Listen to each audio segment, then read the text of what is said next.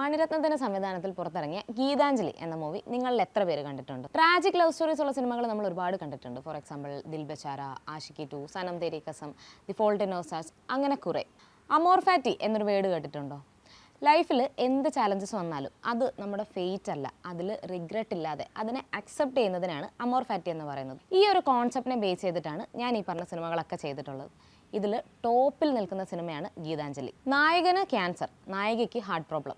ബാക്കി ട്രാജഡി ഞാൻ പറയണ്ടല്ലോ. ഇവർ രണ്ടുപേരും ഒരു പോയിന്റിൽ മരിക്കും എന്നത് കാണുന്ന ഓരോ പ്രേക്ഷകനും അറിയാവുന്ന ഒന്നാണ്. എന്നാലും ഇൻ ബിറ്റ്വീൻ ഉള്ള ഇവരുടെ ലവ് സ്റ്റോറി, അതാണ് ഈ സിനിമയുടെ ഏറ്റവും വലിയ ബ്യൂട്ടി.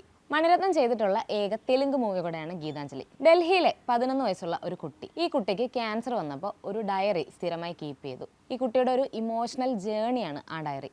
ഇത് മണിരത്നത്തെ ഒരുപാട് ഇൻസ്പയർ ചെയ്തു. അങ്ങനെയാണ് ഗീതാഞ്ജലി സിനിമയുടെ കഥയിലേക്ക് എത്തുന്നതും ആ കുട്ടിയുടെ പേര് തന്നെ സിനിമയ്ക്കും ഇതിലെ നായികയ്ക്ക് കൊടുക്കുന്നതും.